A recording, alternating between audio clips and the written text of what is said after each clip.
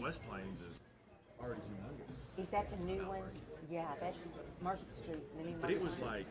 like, Good morning. It is 7 a.m. A quorum is present and the meeting has been duly called and posted in the time and manner required by law.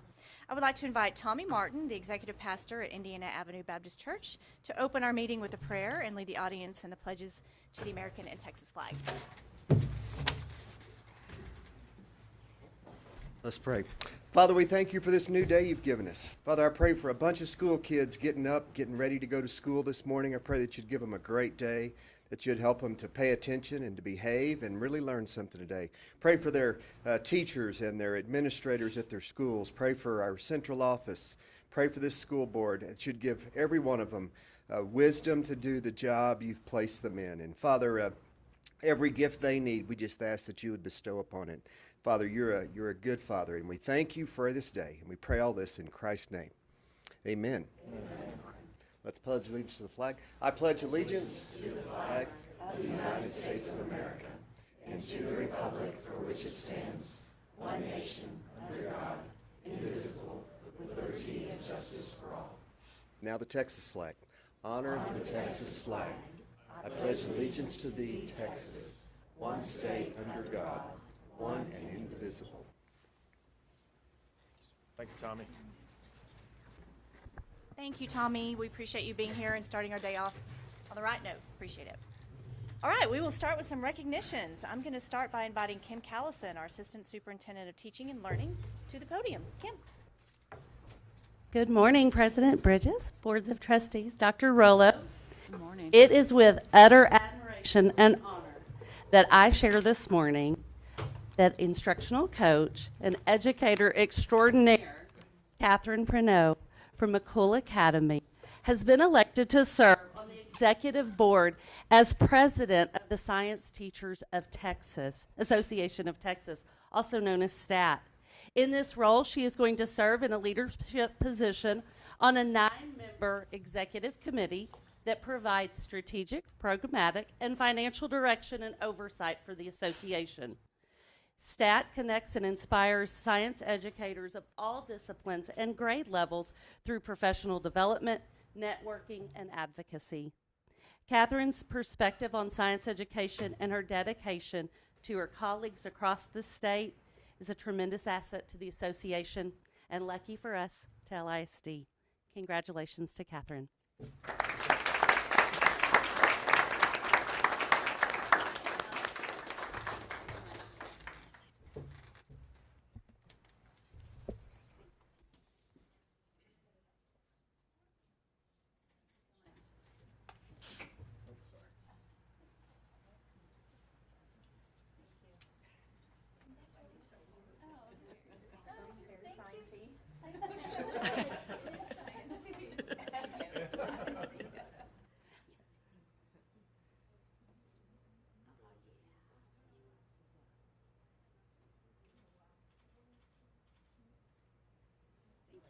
Thank you. Thank you so much. I know. Well, I have to represent McCool. Thank you. Thank you.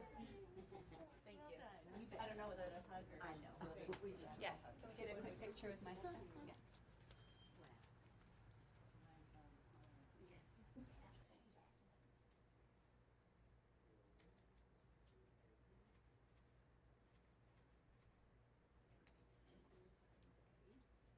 Yes. I know. Thank you. We are so excited. Thank you. Thank you. Congratulations.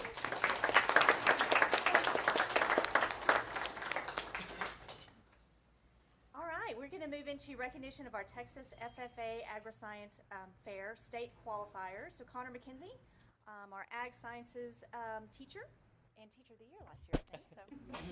Well, thank you. What an honor it is to be here. Certainly appreciate the board support and all the administration support that we have at Lubbock ISD. It certainly makes our job a lot easier and a lot of fun. Getting into some FFA recognitions for our Agri-Science Fair students, a little bit about that. It's essentially a master's level thesis project that high school students do. There's a written and oral component to it. They have a screening at the Texas FFA State Degree Check where the top 5 projects in each category get passed on to present at the State FFA Convention. We had 2 gold-rated projects this year. So first up, we have Miss Cassandra Connor of Monterey FFA. She was a reserve state champion in Social Systems Division 5, and we are so proud of her and her work. Her project looked at the impact of 5th grade tours at the AgriStem facility. This was a social systems project where she did a pre-survey and a post-survey looking at the impact of it, and we're so happy for her and her success.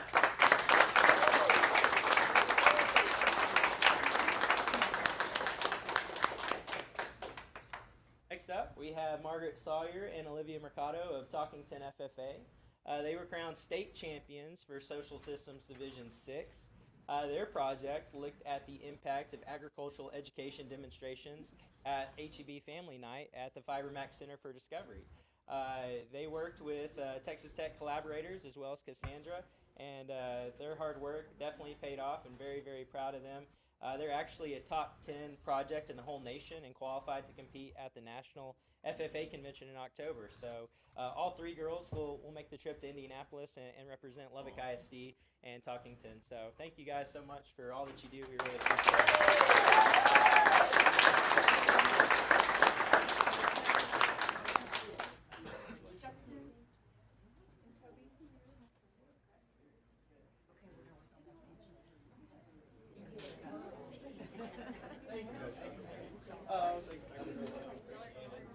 Good morning.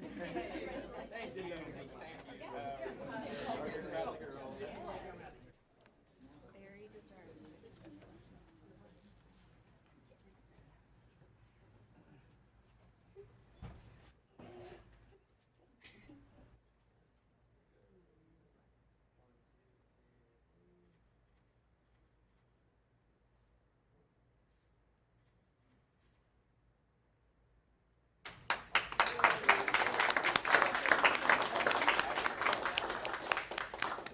Good luck in Indiana, ladies.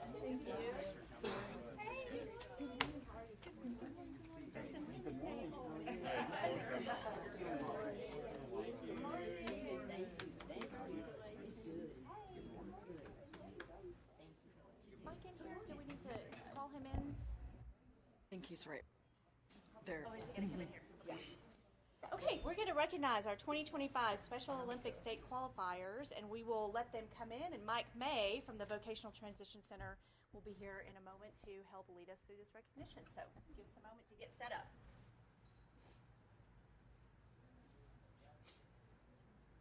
Okay. Anybody have a dad joke? Yeah. Funny dad jokes. 2 minutes.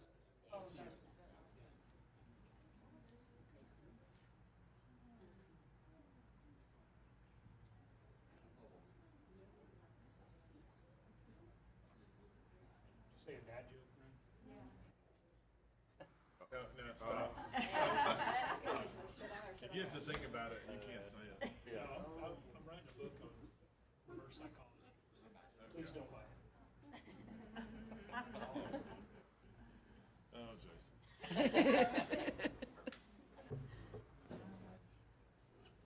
Many eye rolls.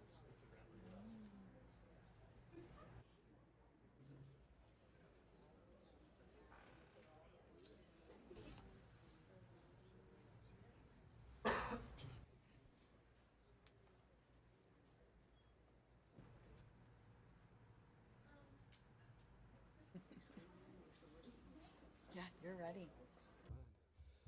Well, good morning, Dr. Rollo and board members. Morning. Special Olympics is more than just sports. It is a worldwide movement that provides opportunities for athletes to develop physical fitness, demonstrate courage, experience joy, and share their gifts with their peers and the community. Through Special Olympics, our student athletes not only compete, but they build friendships and confidence and life skills that extend far beyond the playing field. At every Special Olympics event, athletes and coaches share the Special Olympics oath. Let me win, but if I cannot win, let me be brave in the attempt.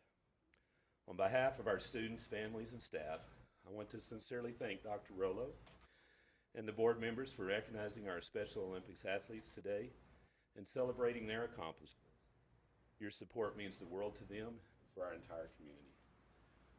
So I'm going to start with recognizing our athletes. Our first athlete is Leandra Armenta from the VTC. She participated in the 50-meter run, the softball throw, and the 4x100 meter relay. Our next athlete is Kyle Diebel. He participated in the 50-meter run and the shot put.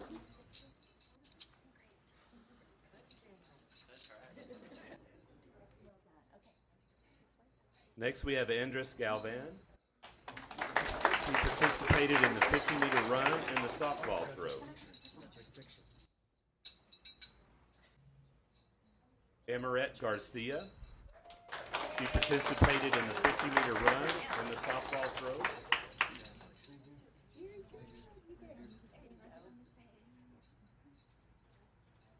Michael Ortega participated in the 50-meter run and the shot put.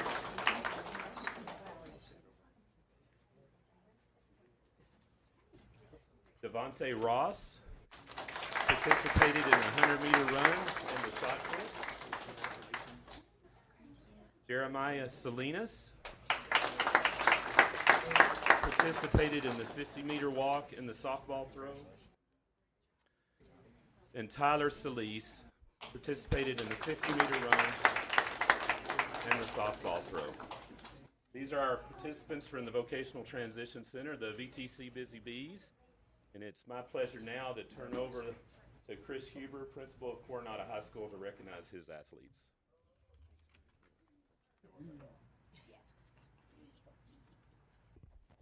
Good morning. The competitors at the state level from Coronado High School who are early risers are Zoe Burns,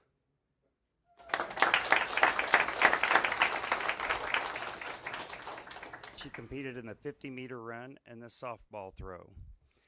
Jeremiah Cervantes, he competed in the pentathlon and the 4x100 meter relay.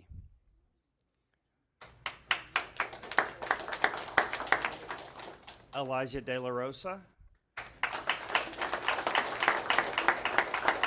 he competed in the pentathlon and the 4x100 meter relay. Raylan Flores, he competed in the 100 meter run and the softball throw. Kessler Gonzalez, he competed in pentathlon and the 4x100 meter relay. Brianna McFadden, she competed in the 100 meter run and the 2x50 meter relay. Annabelle Ramirez, she competed in the pentathlon and the 4x100 meter relay. And last but not least, Ainsley Skelton. Ainsley competed in the 100 meter run and the 2x50 meter relay. Our coaches for Special Olympics at the state level were Brenda Tobias Griffin, she's the ringleader, and Patty Granado. Thank you guys.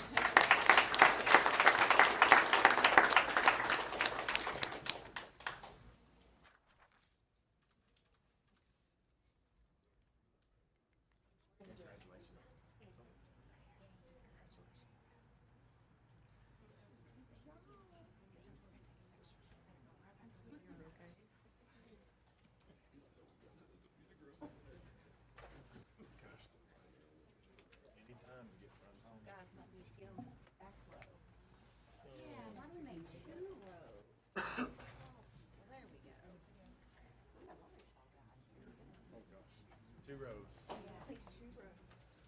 You're going to have to be in the back, big guy. You're a little too tall from the front.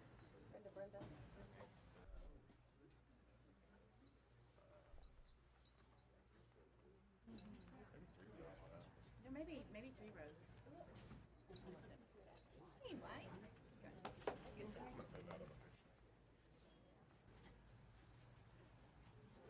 job. You get to be on the back row.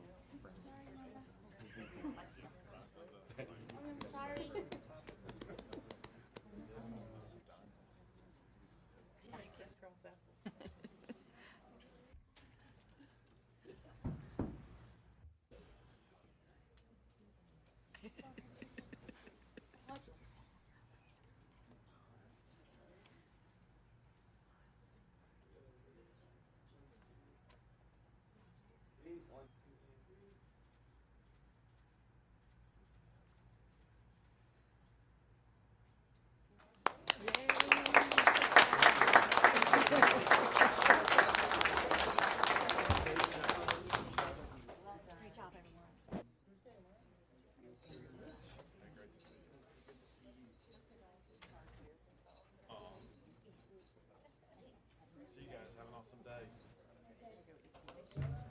Eat some what? Okay.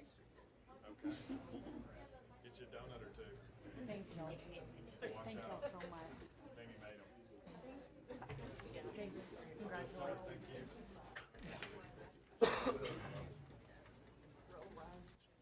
Thank you, ma'am.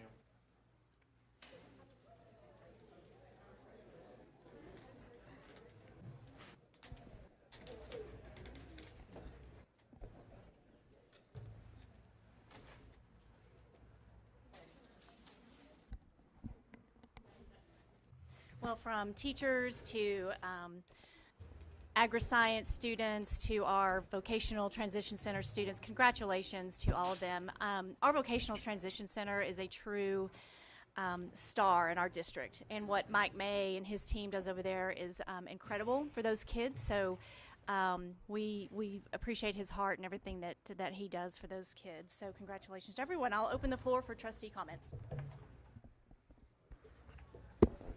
It was such a joy to see those students do what they do and have done very well what they did, and to see also the staff with them.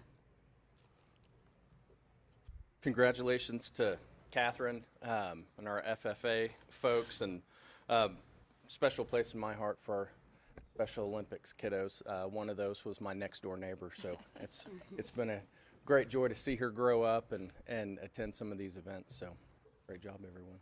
Yes, congratulations to Catherine and to everyone that was here, especially the ATC kids. They hold a special place in my heart as well.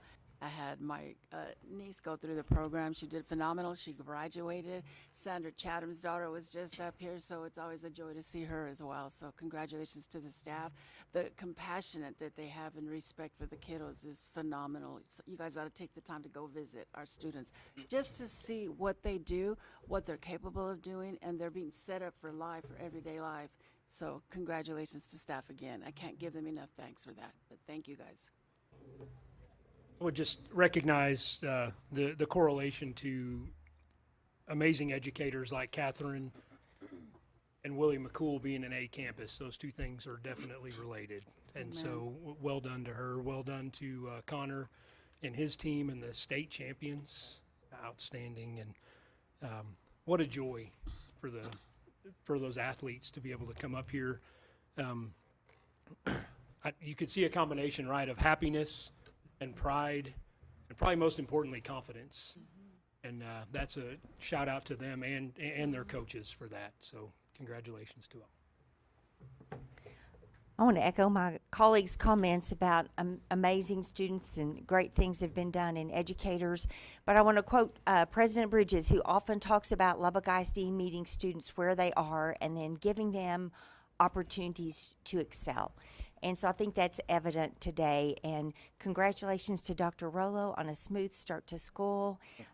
Lots of transition this summer with schools, and it seemed that things went well. So thank you for you and your team. And that's where it really makes a difference, is in the classroom. And thanks for what you're doing.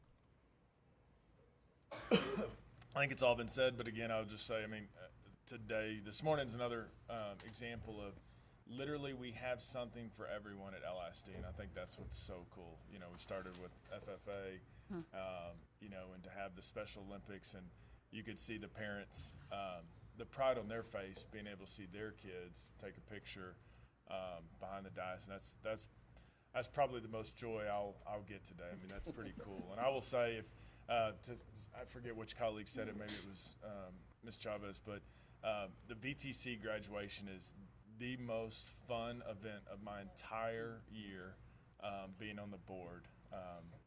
I don't know, you have to be there. It's hard to explain it, but there's a feeling you get. And Mike and his wife and his staff, man, Phenomenal.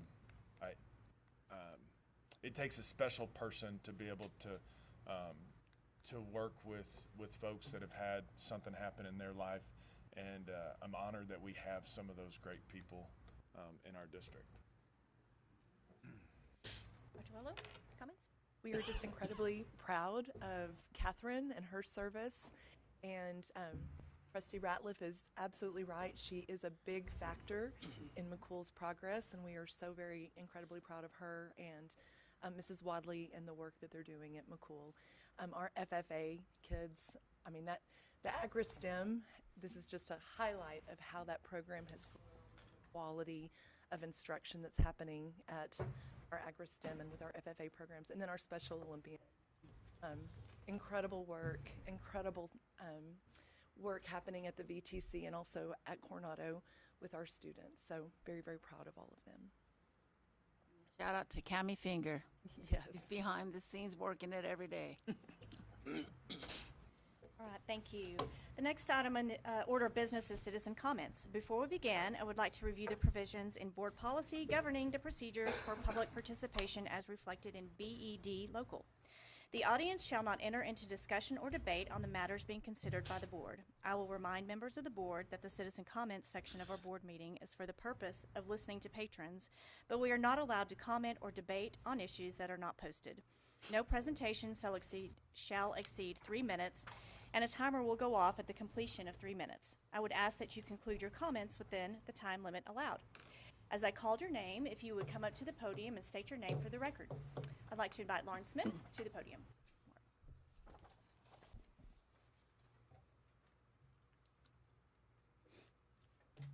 Good morning. Good morning, Lauren. Hi, Lauren Smith, 7005 22nd Street. Good morning, everybody. This is a great news day. What a great celebration we just had, and welcome back to the school year. Dr. Rollo, Board of Trustees, my name is Lauren Smith, and I'm the president of the Lubbock Educators Association, local affiliate of the Texas State Teachers Association, representing over 1,400 members. I want to start by thanking the board and administration for having numerous budget meetings throughout the spring semester and summer to keep us updated on the budget preparations and health insurance premium changes. It has helped us keep our members informed on the upcoming changes so they can prepare accordingly. The compensation plan that you have in front of you today is one that LEA fully supports, and I encourage you to vote for it. We are so thankful to the district for going above and beyond what is required by the state for teacher pay raises, and that does not go unnoticed by us. By moving the starting teacher pay to $50,900, you will allow the district to recruit new teachers at a time when there is a critical shortage across the state. The average salary increase of 13% for all teachers will prove to be a retention piece that will keep our experienced teachers in the districts for years to come, myself included. LEA has a history of encouraging higher wages for our paraprofessionals. They are some of the hardest working individuals who make the least amount of money.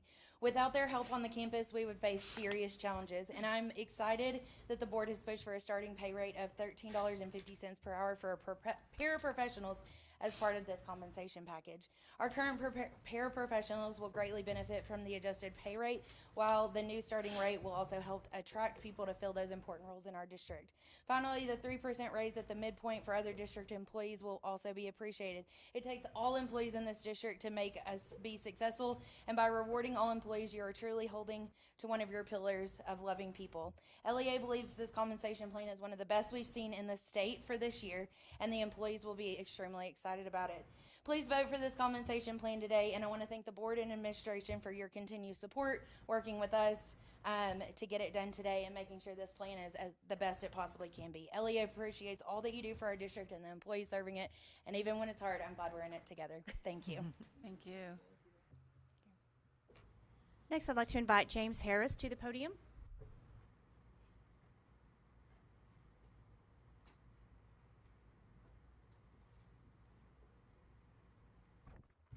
Good morning. Good My name is morning. James Harris, local resident taxpayer. My presentation is regarding criminality and cover-up with Lubbock Central Appraisal District. You're a taxing authority. You basically hire the appraisal district to collect taxes for you. You control their board, have a lot of control over them.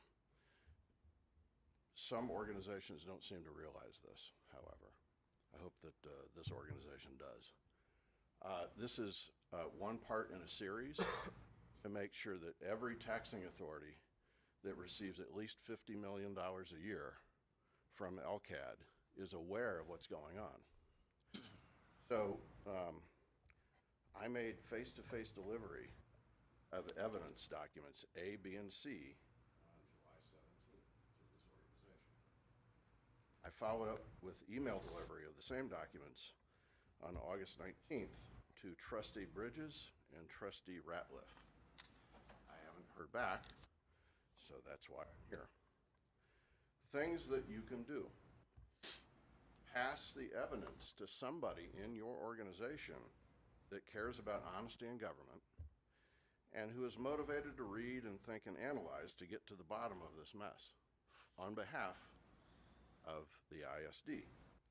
Second, encourage your leadership to challenge the Central Appraisal District.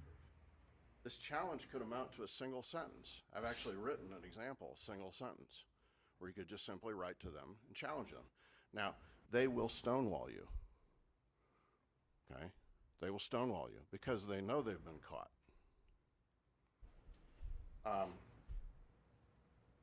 Another thing that you can do is, instead of going with the current Soviet Chinese model of board representation, you, instead of voting for the people that they like, their buddies, you could actually nominate a person that represents you. How about a female, for example? You have 2 board seats coming up. You'll be voting for 2 board seats. Ask questions. So Fred Flintstone, that retired from Taco Bell, that is not enough information for you to decide whether this person cares at all about your needs. So maybe exit from the Soviet Chinese model and nominate your own people. I would be happy to meet with any person who has digested what has been sent for the purpose of answering questions, providing background, and receiving more documentation of the crimes. If the district is afraid to ask LCAD to explain themselves, then just commit to writing that you're afraid. Thank you. Thank you, Mr. Harris. All right, we will move into the consent agenda portion. We will consider board approval of the minutes for the special call meeting held July 10th, 2025, and the regular meeting and workshop held July 24th, 2025. Do we have any corrections to the minutes from the July meetings of the board as printed and distributed? Hearing none, the minutes are approved as printed. Before we continue to the rest of our agenda, do we have any members of the public who have signed in to address the board regarding any of the posted board agenda items? Okay, hearing none, we will move forward with academic action items.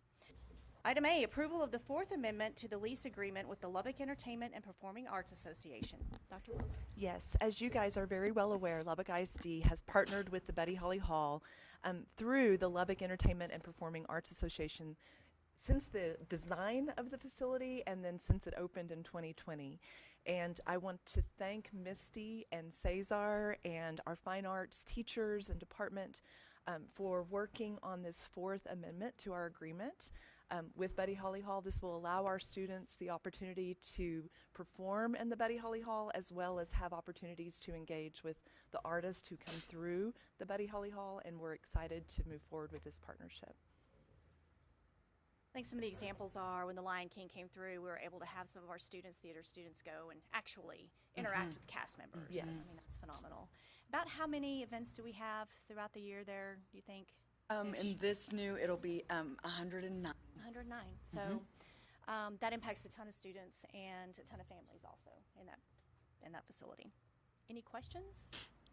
Okay. Do I have a motion to approve the 4th Amendment to the lease agreement with the Lubbock Entertaining and Performing Arts Association for the 2025-2026 school year? So moved. All right, we have a motion and a second. All those in favor, please indicate by saying aye. Aye. Any opposed, same sign. Motion carries 7-0. Thank you. All right, approval to create a dual language committee to evaluate and develop a recommendation for one dual language program and model for Lubbock ISD. Misty? Yes, thank you. So we're very excited about this opportunity. This is a motion or a request to create a community-wide committee that would spend the next year evaluating, learning, and researching dual language programs that are a part of the state model. Our goal in this process is to bring both community members, Texas Tech, representatives of the board, and teachers and administrators together to evaluate and process, and then this spring to bring a recommendation to you for one dual language model for Lubbock ISD. Misty, can you tell us what are the current models currently? Yes, we currently have a 90-10 model, a 50-50 model, and some variations inside of that. They're not significantly different. We're not talking about Spanish immersion at Ramirez. That's a separate model and an entirely separate entity. But as we look at wanting to attract students to be a part of our dual language program, we want to make sure that we have clarity and understanding across the community. We want to make sure that we have understanding about what the options are and that we're picking the best thing for students. But And not then, to exclude the immersion program? no ma'am, no ma'am, yeah, not to exclude at all. They'll be actually a part of the committee. We'd love them to be a part of the conversation, but that is a very unique and different program that isn't part of this conversation. Any other questions, comments? All right. Do I have a motion to approve the creation of a dual language committee to evaluate the dual language programs and models approved by the state and determine one consistent model for Lubbock ISD? So moved. Second. All right, we have a motion and a second. All those in favor, please indicate by saying aye. Aye. Any opposed, same sign. Motion carries 7-0. Okay, approval of the interlocal agreement with Region 17 Education Service Center for the Learning Acceleration Support Opportunities Strong Foundations Implementation. That's a mouthful. Okay, Misty. Yes, so we are very honored and excited to get this grant from the state. We refer to it as LASSO.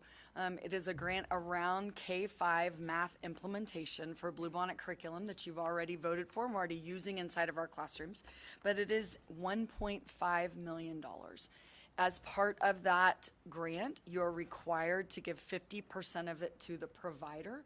The service center has agreed to serve as our provider, which means they provide the professional development for teachers and all of the support. But as part of that, they are also agreeing to give us a portion of their 50% back so that we can use that to support coaches inside of our district. So we're still working on negotiations on what that return amount will be. Last year, they gave us back $195,000 of that with a smaller agreement. So this is just the interlocal agreement that says we will name them as our support and we will work together for professional development, curriculum materials, so on and so forth. All right, do I have a motion to approve the interlocal agreement with the Region 17 Education Service Center for the LASSO Strong Foundations implementation? So moved. Second. Okay, we have a motion and a second. All those in favor, please indicate by saying aye. Aye. Any opposed, same sign. Motion carries 7-0. Approval of the authority to negotiate and execute a written agreement with the Lubbock County Juvenile Justice Center. Dr. Rollo. Yes, as you guys know, we serve as the educational component of LCJJC and also the next item, which is JJAEP. And so this is just an annual agreement that we're bringing to you for your approval. I do want to take a moment and thank George Love, who serves as our principal at LCJJC, and Jorge Sanchez, who serves as the principal of JJAEP. I had the pleasure of meeting with both of them last week on their campuses. I also want to thank Kami Finger. She does a tremendous job of supervising these programs. So this is just bringing this for your approval. How many years has Dr. Love been there already? I don't know off the top of my mind, Lala. Been It's some been time, it's been a while. He's done phenomenal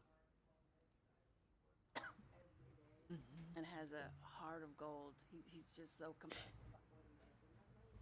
he chooses to be there because he has. So thank you, Dr. Love and Mr. Okay. Do I have a motion to grant the authority to the superintendent to negotiate and execute the written agreement for the LCJJC for the 2025-2026 school year? So move. All right, we have a motion and a second. All those in favor, please say aye. Aye. Any opposed, same sign. Motion carries 7-0.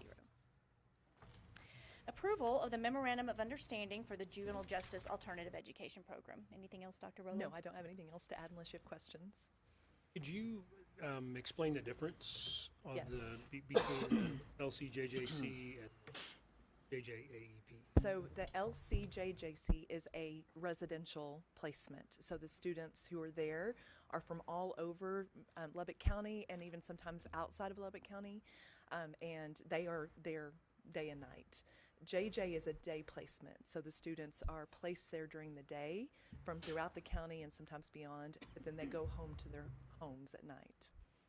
But they're right next to each other. And both facilities are owned and run by the county. Thank you. Do I have a motion to approve the MOU for the JJAEP for the 2025-2026 school year? So moved. Second. All right, we have a motion and a second. All those in favor, please say aye. Aye. Aye. Any opposed, same sign. Motion carries 7-0. Consideration and approval to adopt a resolution establishing a local school library advisory council. Misty. So this is two-part. There is first a resolution and then policy adjustment.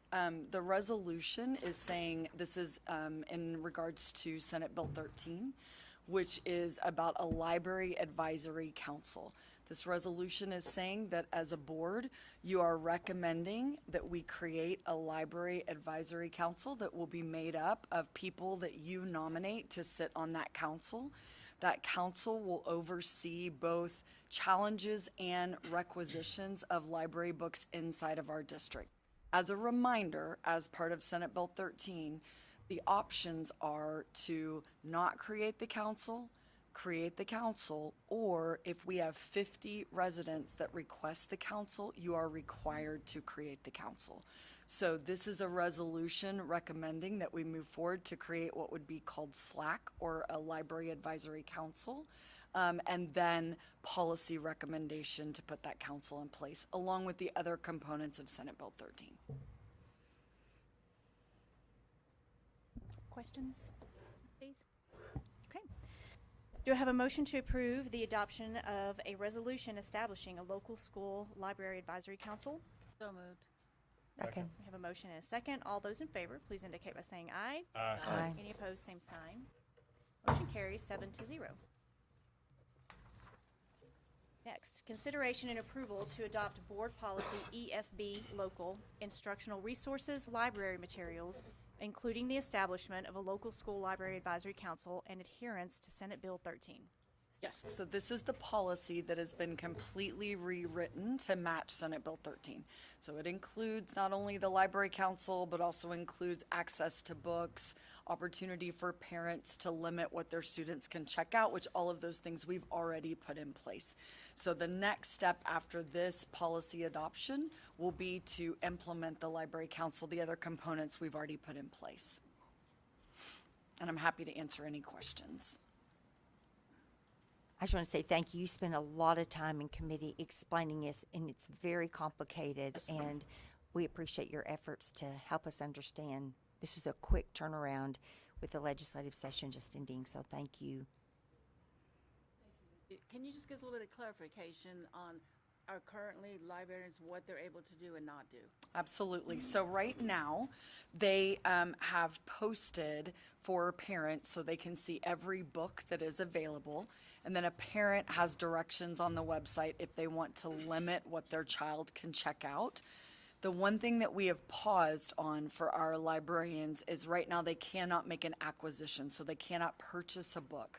Until we put the library council in place and make new rules around acquisitions, that has been paused. And we want to give great thanks to our librarians. We appreciate the work that they're doing every day to take care of kids. And this transition has been difficult and a fast turnaround, as you referenced, for them as well. And they've done an incredible job meeting the letter of the law and taking care of kids every day. Thank you, Misty. Absolutely. Do I have a motion to approve the adoption of board policy EFB local instructional resources, library materials, including the establishment of a school library advisory council? So moved. Second.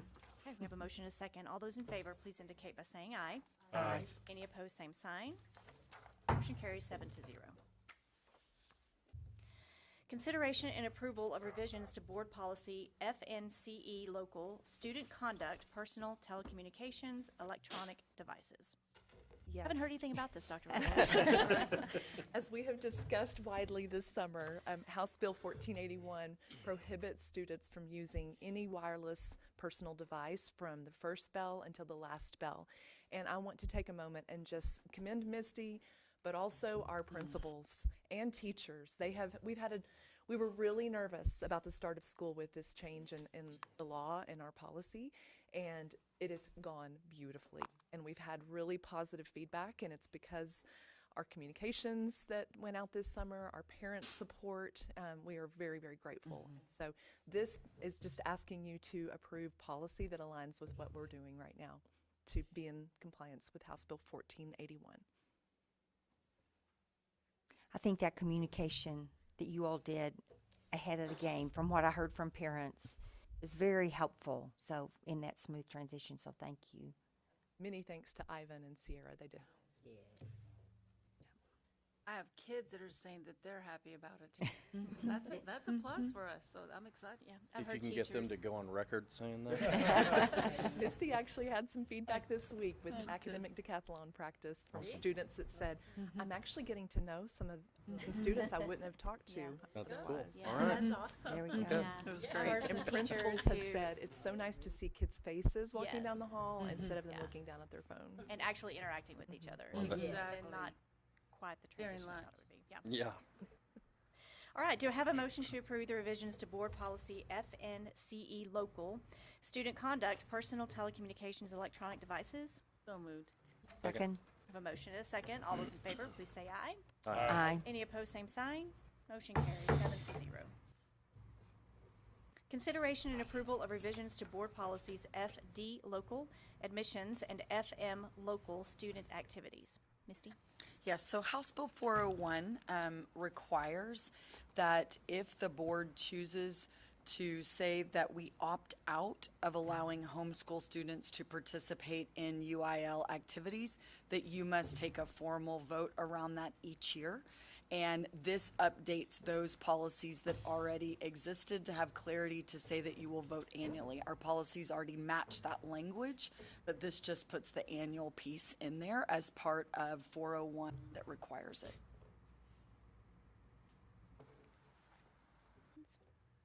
Do I have a motion to approve the revisions to Board Policies FD Local, Admissions, and FM Local, Student Activities? So moved. Okay, you have a motion and a second. All those in favor, please say aye.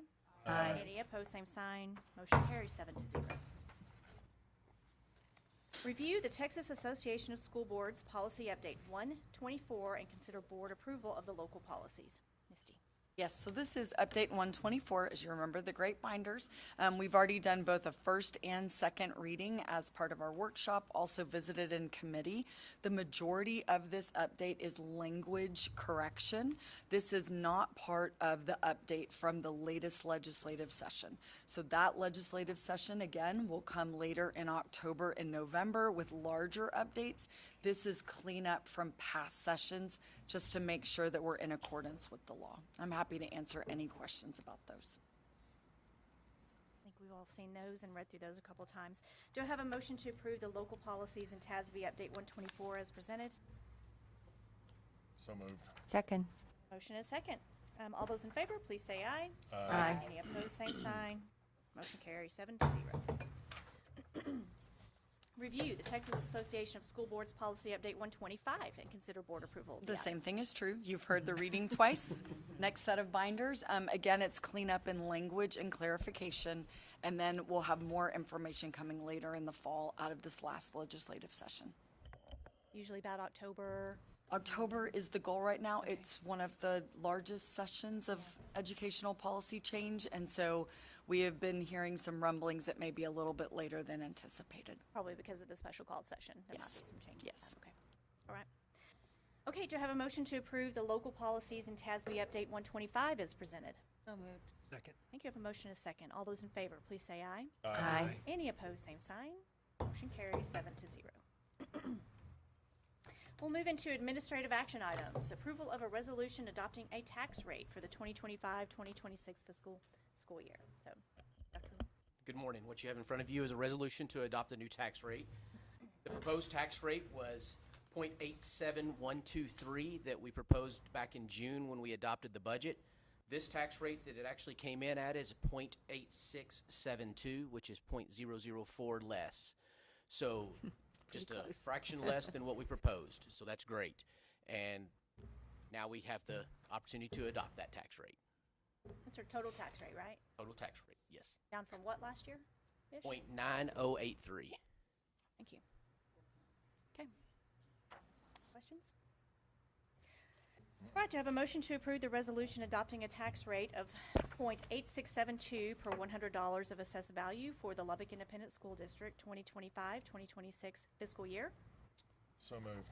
Second. All right, I have a motion and a second. All those in favor, please indicate by saying aye. Aye. Any opposed, same sign.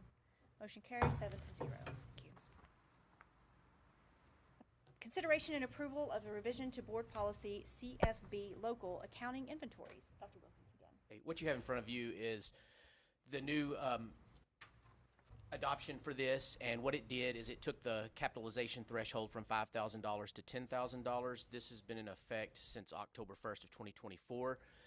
The Office of Bureau Management voted on this then, and now we're going to catch up with our policy and get that up to date. And this was done due to economic factors and also to reduce the administrative burden. And so this will be a significant help in capitalization reporting.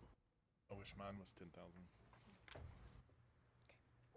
Do I have a motion to approve the revision to board policy CFB local accounting inventories? So moved. Second. All right, we have a motion and a second. All those in favor, please say aye. Aye. Any opposed, same sign. Motion carries 7-0.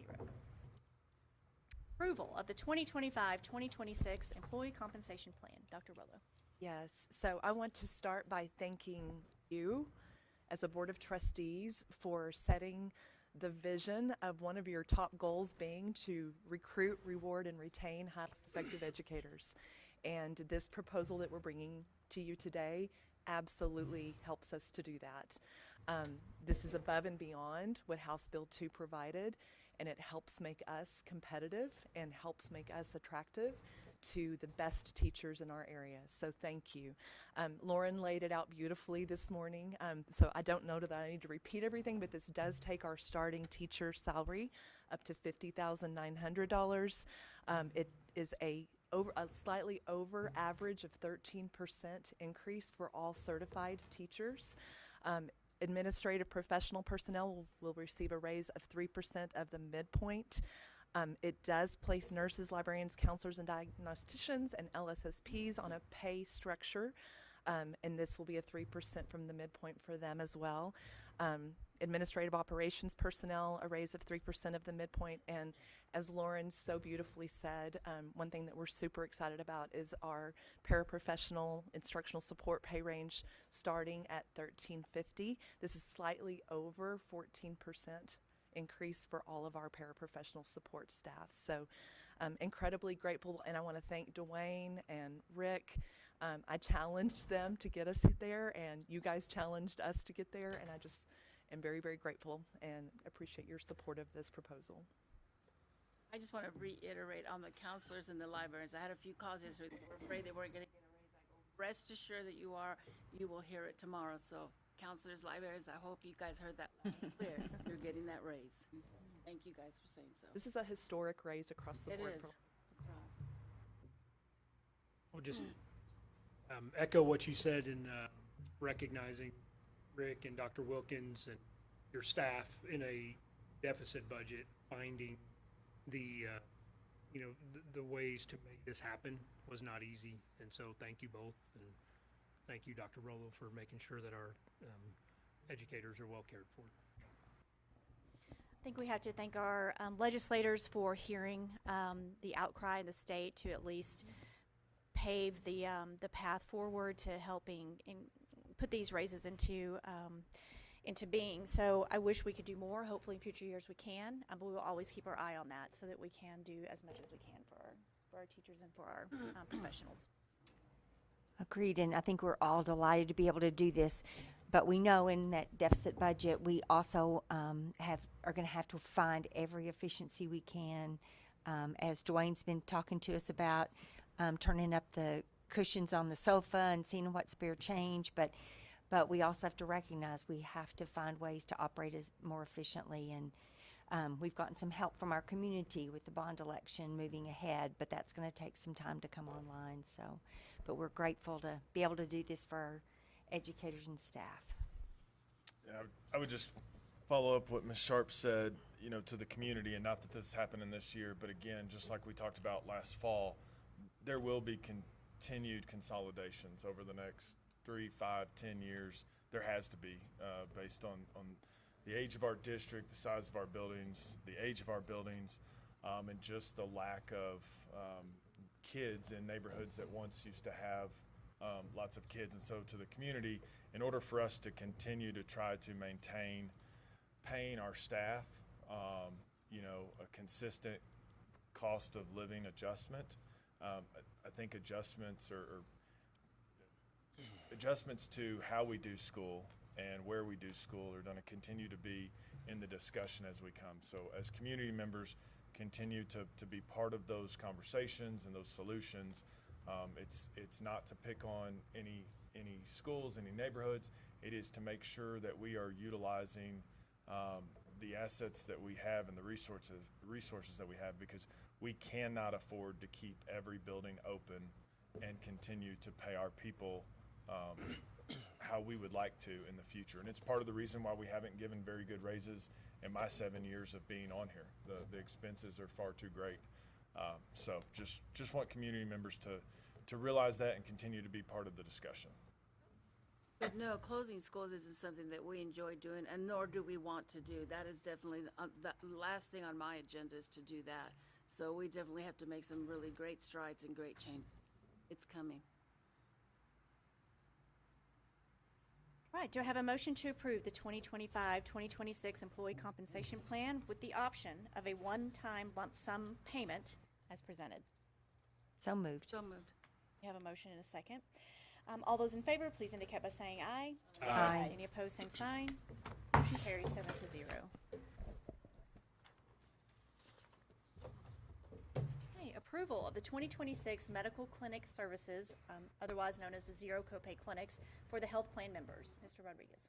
Yes, good morning, Board of Trustees. It's great to see you. I will start this item with similar comments as Dr. Rollo in thanking our Finance Operations Committee for setting us on the pathway of looking for ways to make sure that our benefits plan is good for our employees and the challenge that you gave us. And so followed very closely by acknowledgement of our Executive Director of Risk Management Payroll, Lisa Thompson, who set a path for doing that.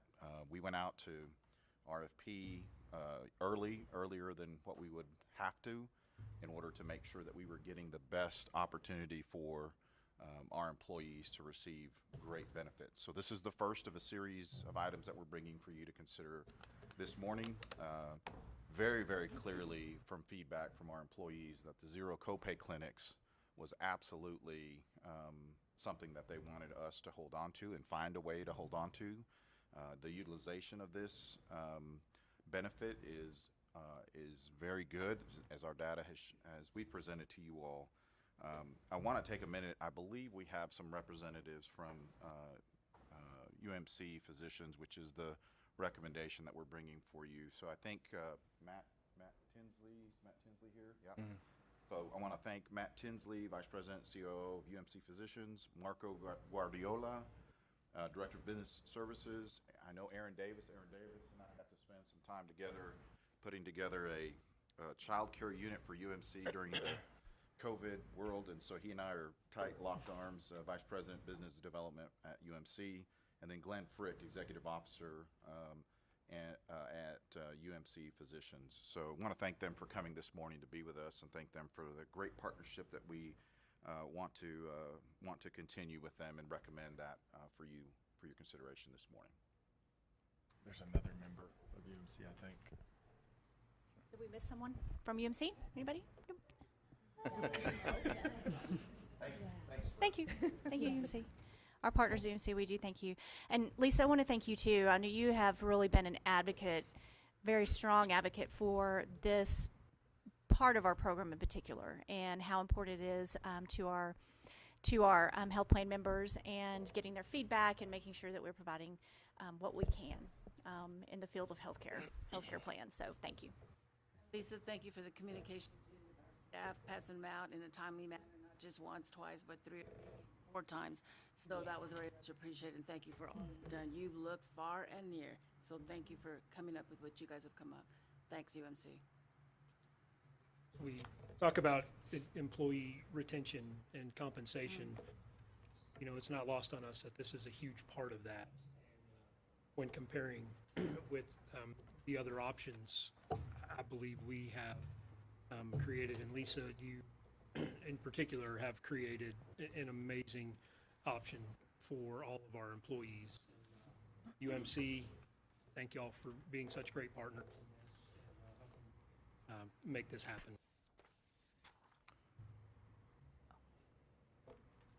I was just going to say, I think we talk about loving people and the pillars. Doesn't go unnoticed that sometimes families might wait to go to the doctor, but these zero copay clinics give them the opportunity to take that child or take themselves to a doctor maybe earlier because there's not a cost associated with it. So we probably prevent some bad outcomes by getting people treated and getting started on the antibiotic for the strep throat instead of letting it linger for days. So I think it's really a positive thing for our employees and their health and their effectiveness in the classroom and students in the classroom when they can get that health care at that low cost. So thank you. Okay. All right, do I have a motion to approve the medical clinic services, the zero copay clinics for health plan members as presented for 2026? So moved. Second. All right, we have a motion and a second. All those in favor, please indicate by saying aye. Aye. Those opposed, same sign. Motion carries 7-0. Thank you. Next, approval of the health insurance plan, wellness program, wellness credit program, prescription drug plan, and the dental plan for 2025. Mr. Rodriguez. Thank you, President Bridges. So again, the next item is the actual benefits or our health insurance plan, the structure of the plan, and how we're going to offer it to our employees. I won't go through the granular details of it as you see it presented there before you, and certainly we have talked about this very in very great detail in our committee structure. And again, cannot thank you all as a board enough to invest the time that you all have invested in trying to make sure and challenging us as an administrative team to keep digging and keep finding efficiencies and how can we offer the best plan for our employees without really hurting them financially. And so just to be clear, this item is just the plan structure. The next item will be the premium, and so don't want to confuse our folks. This is just the plan structure that talks about the 3 types of plans, HMO, PPO plan, and the Premier PPO. Talks about the deductibles, the out-of-pocket maximum, and the co-insurances. And then further down, you'll see, as you just approved, the zero copay clinics is all a part of the benefits plan, the health plan that we're offering all of our employees, as well as our Living Better Diabetes program, our free flu vaccines program, gym membership reimbursement, as well as our employee assistance program that we continue to see an uptick in that. We'll continue to use Blue Cross Blue Shield for dental, and again, just want to thank Lisa. As you all have heard, she's already started the campus visits to go visit with employees to start talking to them about if this is the plan that gets adopted, then here's how it works. And those are going to be ongoing into the fall semester to make sure. We've talked about this in our committee structure meetings, but just for the benefit of the public, we recognize that each decision is very personal for each employee. And so having, over 3,500 employees to try to figure out what plan best meets all 3,500 needs, there's going to be some decisions that people have to make individually. And so we recognize that. Lisa has done a great job of trying to drive that very, and sometimes very narrow pathway to a very broad pathway. And so, again, just want to acknowledge her hard work and commitment to making sure we offer our employees the best plan possible. So I'll be happy to answer any questions. I know that, Lisa, you've been on campuses and had many, many, many meetings so that our employees, our participants know what the plan structure is, right? So we've done our best to communicate what. Okay. Okay. Any other questions? I would say, contrary to the belief of some Facebook users, we as trustees do not have this health insurance, nor do we benefit from it. But I can tell you, it is a fantastic health insurance plan. I wish I had it, to be honest. But Lisa, thank you to you and your team. I know you've worked so hard on advocating for our employees, on really listening to what they want, back to the zero copay clinic component of that. You know, you're being a great representative to them. So I just want to thank you for your help with all that. And yeah, I'm proud that we're able to do this, and commend Trustee Curry's foresight and the way that we've implemented changes going forward. And I commend you again on conversation started so early that nobody was surprised by anything this year. And so thank you for excellent communication again, and teaching the rest of the board too at committee meetings. So thank you. Doesn't go unnoticed. Yeah. And I always look forward to you when you do make your presentations. They're excellently done. Thank you. Do I have a motion to approve the health insurance plan, the wellness program, wellness credit program, prescription drug plan, and dental plan, and all related administrators of the plans as presented for 2026? So moved. All right, we have a motion. Second, Trustee Chavez. All those in favor, please indicate by saying aye. Aye. Any opposed, same sign. Motion carries 7-0. Approval of the health insurance plan premium structure and dental plan premium structure for 2026. Yeah, so this is the final piece of our benefits plan that we're bringing for your consideration this morning. This is just a premium structure, so very simply put, this is what our employees will be having the choice to spend on the selection that they make for their insurance premiums. Basically, the change is just the other 50% of the increase that we proposed last year, and so that's very simply put, that's what it is. We will continue to do, as a district, the $391 contribution towards this, towards premiums, as well as the $50 wellness that's voluntary if they want to participate in the wellness program, the $50 credit that they get. And so happy to answer any questions, but very simply put, it's just the other 50% of the increase. I would just remind everybody, and I think Mr. Wedegee said it, but this is what we, I guess, committed to, promised last year to the teachers, given the fact that we snuck up on them with what we were originally planning as 100%, increase, and we split that between last year and this year. But I would also remind everybody, while this stinks, increasing any cost on anybody, especially those in education, is not fun for anybody. But I'll remind you, we get compared a lot. The teachers compare us a lot to Lubbock, Cooper, and to Friendship, for good or bad, and nothing against either one of those districts. But I would encourage every employee to make sure they've seen the comparison that Lisa's done with respect to what we offer versus both of them offer. Our plan is still incredibly good. It's very competitive. It's cheaper than both. It's not as cheap as we'd love it to be, quite frankly. But the reality is, we feel like 90% of what most of us need to go to the doctor for can be handled through the free clinic. And so we are committed as a district to continue to offer solutions to employees who may not have the additional, cash flow that others do. And just realize that the cost that the district's paying as self-insured has skyrocketed. I mean, since I've been on the board, we're paying to the tune of $12 million more a year for the same insurance services for far fewer people than we were 7 years ago. So this isn't taken lightly, and if we could pay for it 100%, I think we'd have a 7-0 vote up here. So teachers, thank you, and just please look at the big picture when you look at all these adjustments that this board is approving this morning. Do you have a motion to approve the health insurance plan premiums and dental plan premiums for 2026 as presented? Second. Okay, we have a motion and a second. All those in favor, please indicate by saying aye. Aye. Any opposed, same sign. Motion carries 7-0.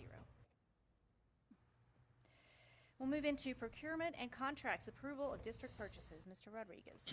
Yes, ma'am. Thank you, President Bridges. So we'll take you through several items for your consideration this morning. Some interlocal agreements are the first two items with Texas Tech, one for the research and leadership and education team. This is part of our Century 21 learning grant.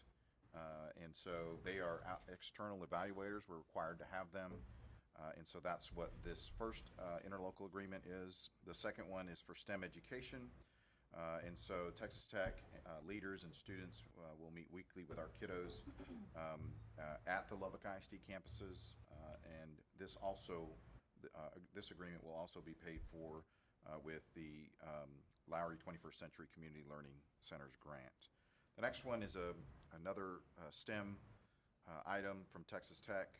The educational leadership faculty will collaborate with Cavazos Middle School. And you see that those items there for your consideration as far as what that STEM core professional development leads to. The next one is curriculum related. And so we'll be using instructional materials allotment funds here, IMA funds. This is IXL. It's an online program, K-8 mathematics and reading. This particular purchase, IXL does both of those. This particular purchase is for 6-8 reading. It is aligned both with the TEKS for our current curriculum, and the purchase will be paid for, as I said, with IMA funds. On the next page, your first item at the top is our partnership with Germ Blast. We've enjoyed a long-time relationship with Germ Blast, and we appreciate their partnership, their continued partnership, and lots of things that they do for us. Very responsive when we have situations where we need their help. And so we're pleased to bring you that new agreement for Germ Blast services at a not to exceed number there for you. The next one is curriculum, Region 4 Printworks. These materials will be paid for, again, using IMA funds. This is a not to exceed amount. This is materials for students and teachers for knowledge skills in English. The next one, again, curriculum, Great Minds. This is Bluebonnet Math K-5 that we have previously adopted. And so this is just the securing of those materials, additional materials. Then the last one for your consideration is an annual, it's our annual Frontline. This is our ERP, Frontline Enterprise Resource Program, otherwise known, we call it ERP, our SIS, System Information, Student Information Systems. This is our frontline, our backbone of our software that we use for the district. So happy to answer any questions that you might have. I know at one point that 21st century funding was up in the air, but by us continuing with this, that it's back on. Yes, and, when the okay. title funds were released, that was It did released come also. through. And so as of right now, we are in a great spot for this year and Great. serving kids already. Great, thank you.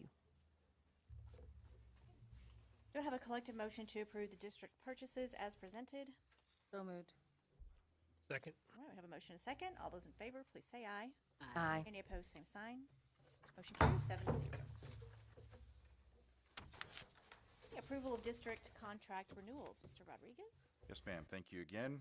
So three contract renewals for your consideration. The first one is the wellness program. We're recommending IA Wellness that we continue this partnership. This will be paid for through our health fund. And so again, that's the $50 credit that we are able to provide employees if they complete the requirements of the program. It's not just a $50 credit. There are certain requirements, trainings, learnings that they have to complete, the physical that they have to get.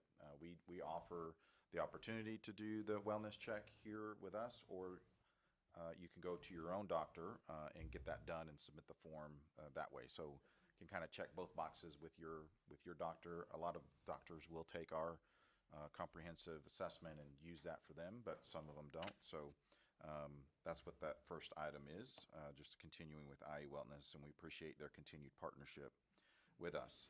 The next one is a software renewal. It's the Microsoft education licensing for staff and enrolled students. And then the final one is tied to our subscription for Cisco equipment. That's our voice over IP, which is our phones. Our phones are used over the internet, not on hardline phones like what used to be. And then the use of WebEx Teams, and then our switches that we use for NetSync. Happy to answer questions. Do I have a collective motion to approve the district contract renewals as presented? So moved. Second. All right, we have a motion and a second. All those in favor, please indicate by saying aye. Aye. Any opposed, same sign. Motion carries 7-0. Okay, our next item on the agenda is a level 3 grievance hearing.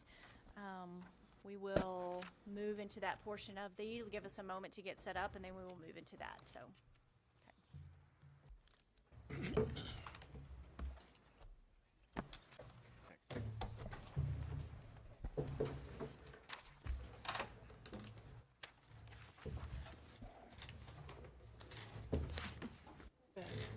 Go to executive. Stay here. Okay. Do it.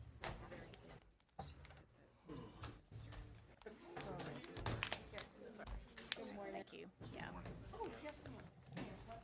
Good morning. Okay. We'll go up and down.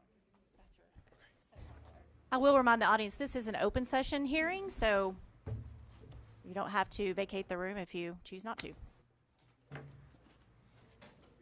How are you, sweet girl? I'm doing good, and you? I am good. Yes, yes, yes, ma'am. Yes, ma'am. Absolutely.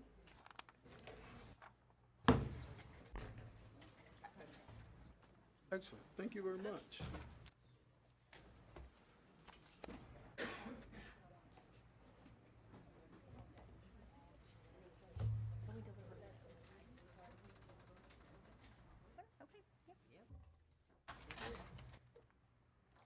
But then we are going to go into executive closed session after this.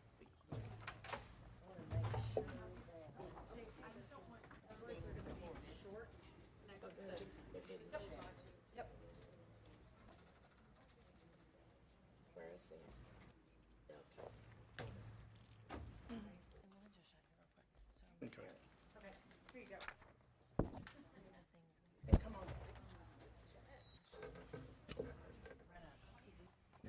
They're making it. Yes. Good morning, Ann. How are you?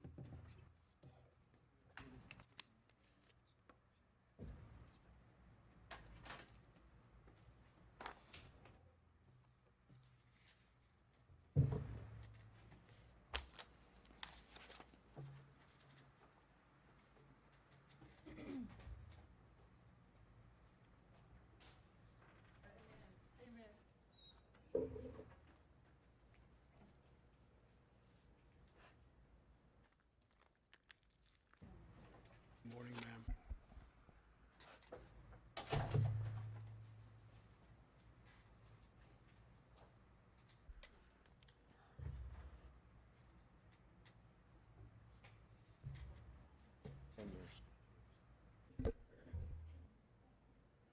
Thank you.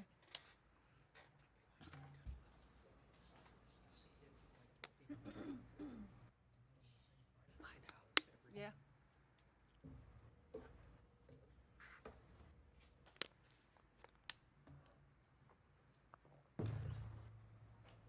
You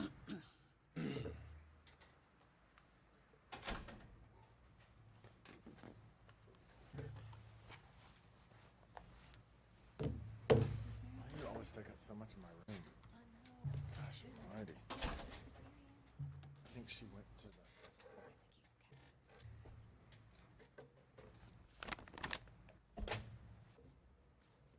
One moment while we get all our board members in the room, sir.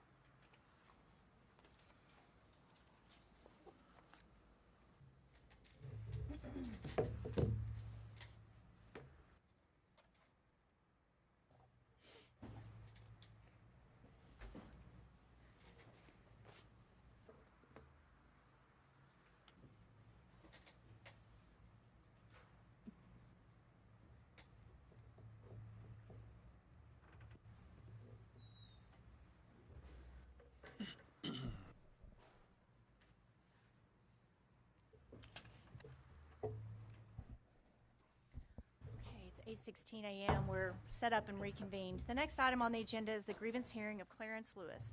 Dr. Rollo, has there been a request for this hearing to be an open session? Yes. So we will be in open session. The board remains in open session to hear the Level 3 complaint of Mr. Lewis. Mr. Lewis has filed a grievance concerning his employment with the district pursuant to board policy DGBA local. In accordance with the grievance policy DGBA local, I have received and distributed to the board copies of Mr. Lewis's written complaint forms and the administration's written responses to the Level 1 grievance and Level 2 appeal. Mr. Lewis filed his Level 1 grievance on April 7th, 2025, requesting reinstatement of his job.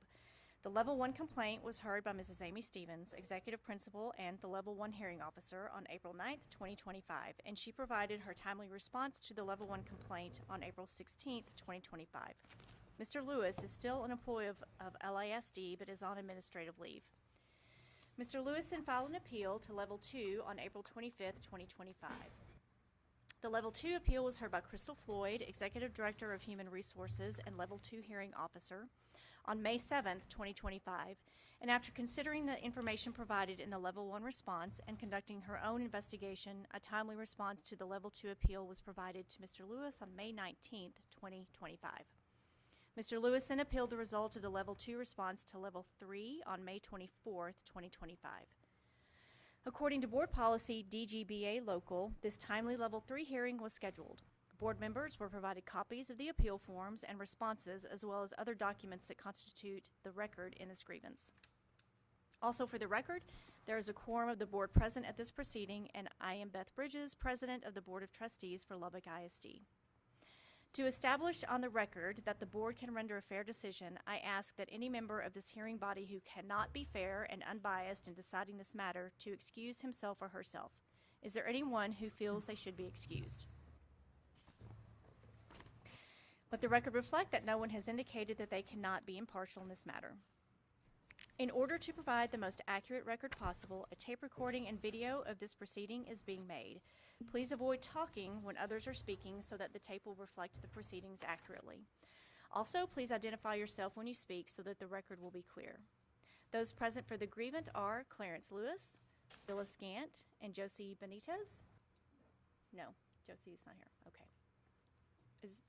And my name is Clarence Walker, and I'm an attorney for Mr. Lewis. Okay. Note that for the record. Okay. Will the representative for the Lubbock Independent School District Administration please state your name? Crystal Floyd. Okay, Ms. Floyd. We have convened today to consider the grievance of Mr. Clarence Lewis. This is a Level 3 hearing. The purpose of this hearing is to give Mr. Lewis or his representative the opportunity to fully present any testimony or evidence that he may have in support of his grievance on the issue of the termination of his employment as a discipline clerk, and to allow the appropriate administrators to also present pertinent testimony and or evidence. The hearing procedure we use is simple. Mr. Lewis or his representative will go first and present his complaints. Mrs. Floyd will then have an opportunity to respond. Mr. Lewis, you or your representative may make your presentation by presenting any relevant testimony or evidence in support of your allegations. At the conclusion of that presentation, Mrs. Floyd may make her own presentation as she deems necessary. I will allow each party a maximum of 15 minutes to make their presentation, and if either party has remaining time, a maximum of 5 minutes may be reserved for closing comments. Please note that this is not a trial-type evidentiary hearing. It is instead a hearing according to board policy, and it will be conducted accordingly. Thus, Mr. Lewis, in accordance with DGBA Local, you are precluded from bringing up any issue not already reflected in the record. This is not a court proceeding, thus there will be no cross-examination. In addition, in the interest of time, I will allow witnesses for both parties to remain in the room. Are there any questions for me related to these procedures? No, ma'am. Thank you. If not, let's proceed. Mr. Lewis, you will now have a maximum of 15 minutes, and you can now begin your presentation. And let the record reflect that the time is now 8:21 a.m. Do you wish to reserve time to make closing comments? Yes, ma'am, please. Okay, thank you. Mr. Lewis, you may proceed, and the clock is right up there. Okay. Thank you. Good morning, everyone. How are y'all? Good morning. My name is Clarence Lewis. I was a discipline clerk at O.L. Slayton Middle School. Oh, sorry. I was a discipline clerk at O.L. Slayton Middle School for the last 5 years. In 10 of 2020, Jorge Sanchez brought me in as a discipline clerk. He wanted to revamp it to be something else. So what they did is they hired me to do basically safety and security, also data entry, and whatever else needed to be done on the campus. That's what I was doing. When I came in 2020, Jorge brought me in, then Jorge left and went to I don't know where. But that's when Christopher Lopez came in, and then we started vamping culture walks. We started trying to make our school safe with everything that was going on. We went from solid backpacks to clear backpacks so we can see through everything that was going on. And that was making the kids feel safe. Then we got shanks and little things like that brought in from the outside, and things like that with the dab pens and the vapes and the e-cigs and all that stuff. So we cracked, Christopher Lopez and I and Miguel Castorena, we cracked down on that situation to keep our kids safe. That's all it was, is keeping our kids safe. 2021, we were having homeless people sleep on our campus, and our kids were getting dropped off at 6:30 in the morning. No one's there. School officers don't come in till 7:30 or 8 o'clock. And sometimes the coaches aren't there. So I told Mr. Lopez, I said, what I will do on my time, I will get there at 6:30, make sure the kids have a place to go and stay to where they're not getting into trouble or nothing's happening bad to our kids. That's my thing.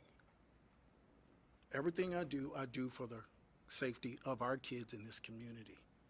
Everything that I do on my own time is also a mentorship for the safety of our kids in our community. I'm a retired military police officer. By no way I will ever go out and hurt anyone's child. None. I'm also an armed security guard, and I also do armed security for Buddy Holly, Texas Tech, any event around Lubbock, Texas, or surrounding areas that need it. I will never go out and hurt anyone's child. April 3rd, in the middle of everything that was going on, all this started with a badge. From middle school to high school, everyone's required to wear a badge to identify who they are on our campus. That's what we do. April 3rd, I had a young man that has never been on our campus at all. Brand new to the campus, don't know the expectations, don't know anything. That day, I did a bag search. Came out, he had his badge. His name was scratched off, marked through. I didn't know who this kid was from Adam. I remember kids' faces and some names distinctly. I didn't know this kid from Adam. I asked him his name. This young man told me, I refuse to give you my name and my information. You can't do that. I don't know if you belong on this campus or who you are. Ask him again, what is your name? I refuse to give you that information. Okay. That's when Michelle Blanchard got involved. And he got upset. I want my badge back. And he started yelling, he started cussing. Michelle Blanchard and myself sent him to where he needed to go, sit on the bench. From there, it went haywire. This young man decided that he wanted to leave class, come back down there, and start talking to me as if I was one of his peers. And I wasn't going to have, you're not going to talk to me like that. You're not going to say that. You're 14, 13, 12 years old. I believe that with every ounce of my being. I tell my kids every day, you respect me, I respect you. That's my thing. That's my motto everywhere I go. You respect me, I respect you. And the majority of those kids on that campus, they respect me. They like me. They love me. And I love them. But needless to say, I'll move on. But it got to, and I'll just jump to where everything started. The young man got outraged. The young man started cussing. He did not want to go into ISS when I was trying to clear the office. My office, the waiting room where we have all the kids. Sent him in ISS because he was getting out of control. All the other kids went to ISS. He refused to go down to ISS, so he walked down the hallway. Me, myself, I'm excited. You know what? You're not going in there, but I'm getting you out of that audience. And he started walking. He tried to run upstairs at O.L. Slayton. I said, no, you're not going upstairs because sixth grader upstairs, and that caused another ruckus, and the teachers don't know what's going on. Now that becomes a safety issue upstairs. I get him in a corner by the auditorium while I was trying to herd him into the auditorium door where he can cool off so we can do everything that we need to do. He wasn't having it. But what happened, that young man sat down in a corner. When he sat down in the corner, I backed up because he was no longer a threat, but he was still agitated. He was still irritated. I stepped back, let him calm down. He got upset. There's video that showed when that kid got upset and got outraged, that young man took his arm and stiffed armed me in my chest. I said, no, you're not going back down that way, and you're not going to be that way. So we went, and I tried to put him in what's called a CPI hold. It's taught for elementary kids, not middle school, not high school. I tried to put him in what's called a bear hug. This kid is about 5'8", 165 pounds. I'm a pretty good sized boy, but this guy's one of our best wrestlers at O.L. Slayton. I couldn't control him. So what I did, I put him in a handle with care position. It was a position that I sometimes used when I got to deal with Texas Tech students, or I got to deal with students that or kids at different events or functions, so I do not hurt those kids. It's to keep them safe, me safe, and anyone around them safe. I did that. When I put him in a restraint, I put my hand right here, nowhere close to his neck. I picked him up, threw him on the ground, and I put myself on top of him when he's on his all fours like this. On his all four. Prior to this, guys, I blew out my knee. I slipped down the ramp at O.L. Slayton. I tore my meniscus. I damaged my ACL, my PCL, my MCL. I got back January 1st, light duty. I couldn't control this kid. When I got him in a restraint, I called for administration. That's when Blanchard and Cedillo came out. Mind you, I had already called for assistance before then. Blanchard was there, but she continued to leave. And I still didn't know this kid's name. Guys, I started education back in '97. I started in Plainview, went to Dallas, and did everything that I needed to do. I know better than to hurt somebody's baby. The same way those kids come to school, the same way I want to send those kids back home, safe. When there's a problem on that campus and there's no police officer, they say, Mr. Lewis, there's a situation out here. Can you go deal with it? Yes. I'm a retired military guy. My thing is safety first. I'll do that every time. I'll throw myself in front of anything for any child in this community. On that campus, when this happened, I'm not going to lie, I was devastated. When I had my first grievance, I'm not going to lie to you, I cried because this hurt me so deep that people would think that I would deliberately hurt someone's child. And I wouldn't. I have 4 kids of my own. I do private training sessions for Lubbock Cooper, Friendship, Lubbock, Texas, and surrounding areas. I'm not going to put my career, my license, everything that I have in jeopardy over something that shouldn't happen. There's not a mean bone in my body, and I swear to you about that. But I would never do anything to hurt anyone's child. I was doing what I thought was right, making sure the campus was safe, I was safe, and that child was safe. That's my thing. Safety and security. That's what I wanted, safety and security. But I guess that's not what happened. In some people's eyes, that's not what happened. I yield the last 15 seconds. 5 minutes after the next presentation, so. Yes, ma'am.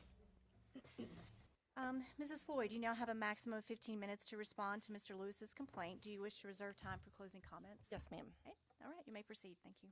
Okay. Good morning, President Bridges, Board of Trustees, Dr. Rollo, and Mr. Lewis.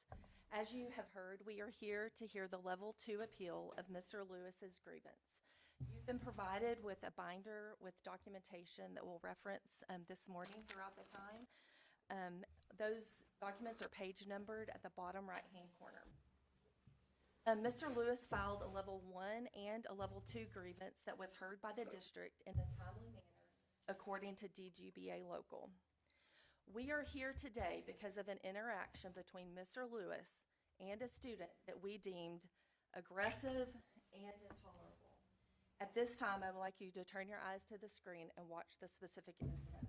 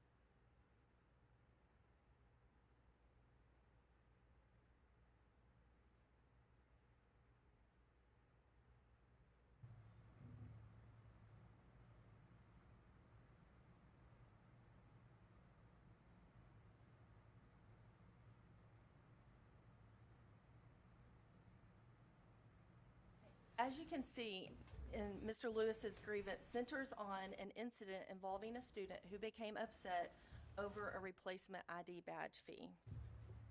Mr. Lewis alleges the student, and I quote, started dipping his shoulder into me. He started to elbow me, punch me, and sweep my leg that had been injured in a fall about 5 months ago, end quote, and that's on page 8. The relief requested was a reinstatement to his position, an apology from the district, an apology from the principal, as well as his extra duty pay while he was on administrative paid leave. As you saw in the video, what helped me come to my decision so that you can get a clear picture of the incident and make your own judgment. The video did include the student's face being blurred out for confidentiality purposes for the board meeting. But when I watched the video and saw the student's face never screamed. He never even had very much conversation with Mr. Lewis during the time of the video. The video shows multiple interventions by Mr. Lewis, including Mr. Lewis blocking the student against the wall, and then ultimately lifting the student off of his feet and what I would consider slamming the student onto the ground. I will remind you that yes, this was all over a $3 replacement ID badge fee. It is clear on the video at 6:40 that Mr. Lewis initiated the first contact by grabbing the student by the wrist. You and Mr. Lewis were provided a full copy of the video prior to today. As you've seen in the video, it does not corroborate Mr. Lewis's story of being physically assaulted by the student. In fact, again, as I stated, it shows that Mr. Lewis initiated the first contact by grabbing the student by the wrist as they go out of view. When Mr. Lewis was struggling to restrain the student when they came back into view, the student was not struggling. The student was not trying to harm himself or anyone else. So we're looking at a brief 6-second time that they were out of view of the video. Is it possible that the student could have assaulted him in those 6 minutes by punching him, sweeping his leg, dipping his shoulder into him? When Mr. Lewis initially grabbed the student by the wrist and made the first contact. So are those 6 seconds sufficient to substantiate Mr. Lewis's version of the incident? I found no behavior that showed any kind of imminent threat or harm that would justify putting the level of restraint that was put on this student by lifting the student off of the ground, off of his feet, and forcing him onto the ground with extreme force.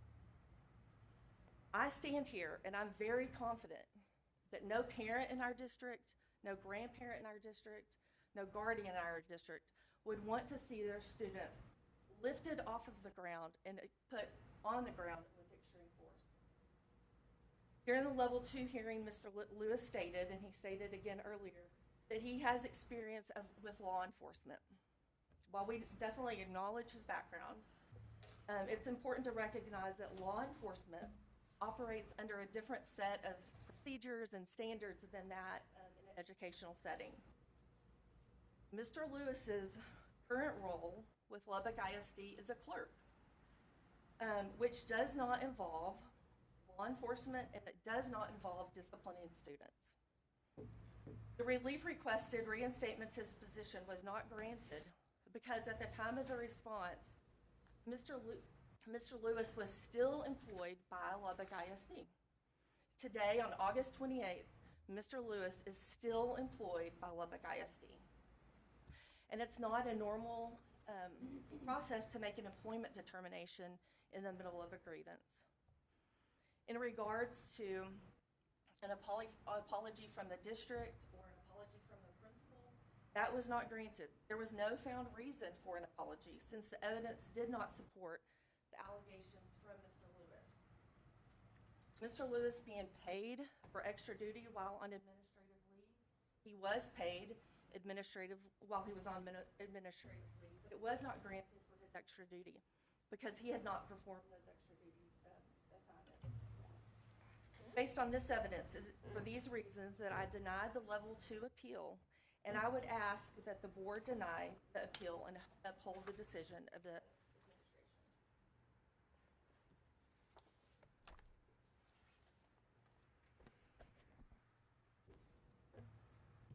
Mr. Lewis, you have 5 minutes to respond.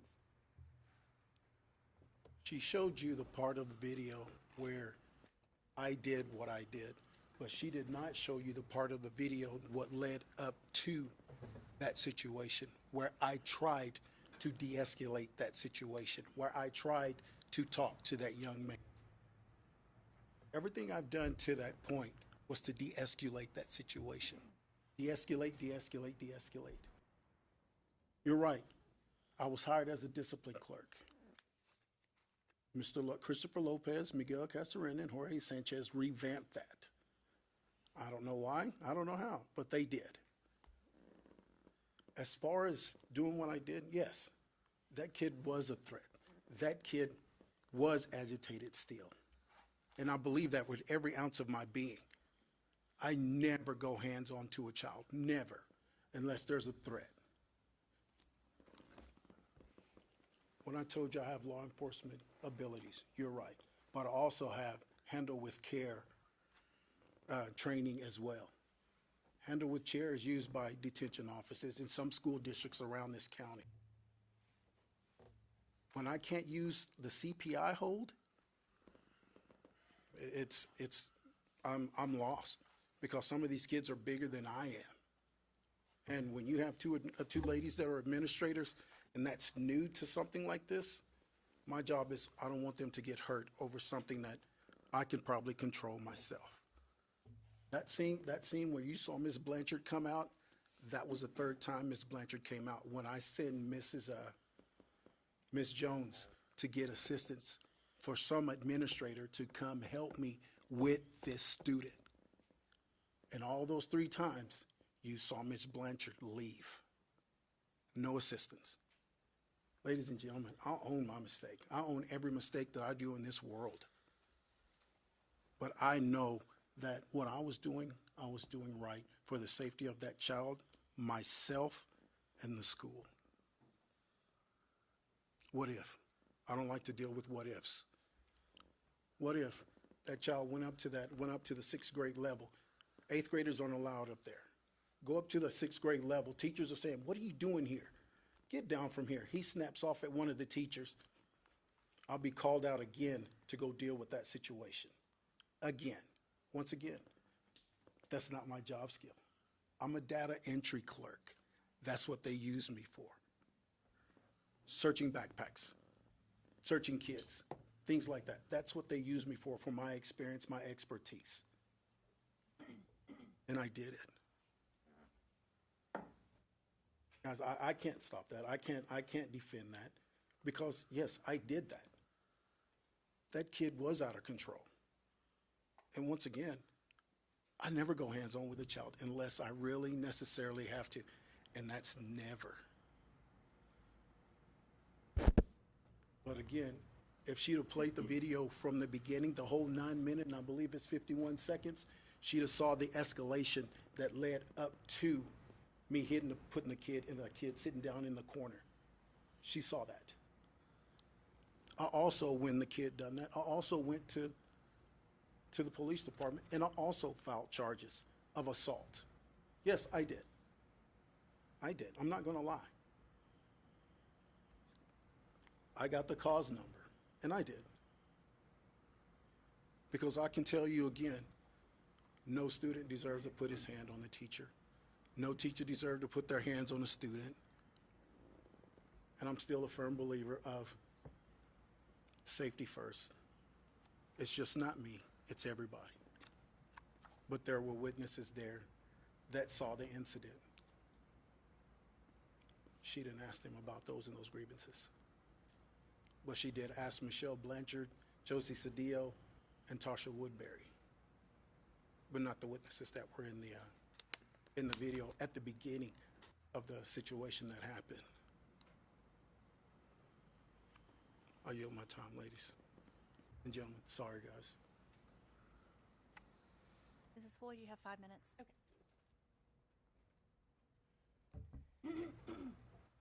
Thank you, Mr. Lewis, for your military service. The board, as you know, has been provided the full video, as he's referred to. You've been provided the full video, and Mr. Lewis was also provided the full video before today. So, when you look at one of the things he mentioned is the student being new and he didn't know who the student was.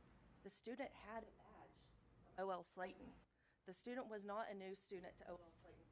He might not have known the name, but the student was not new. He also stated that he was concerned for the safety because he didn't know the student, but then he also said that he walked the student down the hallway to go to ISS. So I'm questioning if we were concerned for the safety of the student, why did we walk him down in the hallway? He mentioned handle with care. He was actually CPI trained, which is Crisis Prevention Institute. The restraints that you saw is nothing that our teachers who are CPI trained or paras who are CPI trained, that is not a legal hold on a student. In fact, when you look at CPI, it says it must be an imminent threat or harm to a student or others before you put them in a restraint. There's cases with CPI where teachers have had their nose broken and the law didn't uphold that for the district for an employee putting that person in a restraint. And again, mentioning the outside training, like we can't support any kind of outside techniques that he learned in his military training.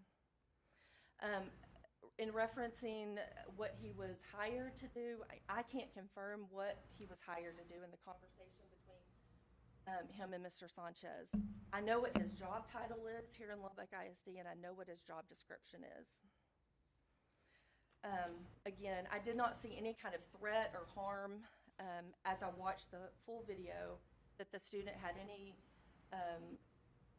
imminent threat or harm to either himself or Mr. Lewis. The district's response at level 2 was based on comprehensive evidence, including physical footage, staff statements, which you have in your book, adherence to board policy. Again, the level of restraint that Mr. Lewis used was inconsistent with CPI, Crisis Prevention Institute, and is not justified by the events observed in the video. The district does not tolerate any staff treating a student in this manner, and it is not acceptable in my belief. Board, I respectfully ask that you deny the level 3 appeal and vote to uphold the level 2 responses to Mr. Lewis's grievance.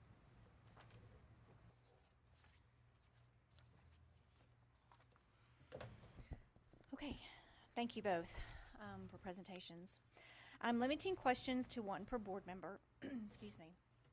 The board may ask a clarifying, factual question within the scope of the grievance. Any response by the presenter should be brief. This is not a method to extend the time allotment of either presenter. So, board members, if you have a question regarding the facts of the case, please do so now.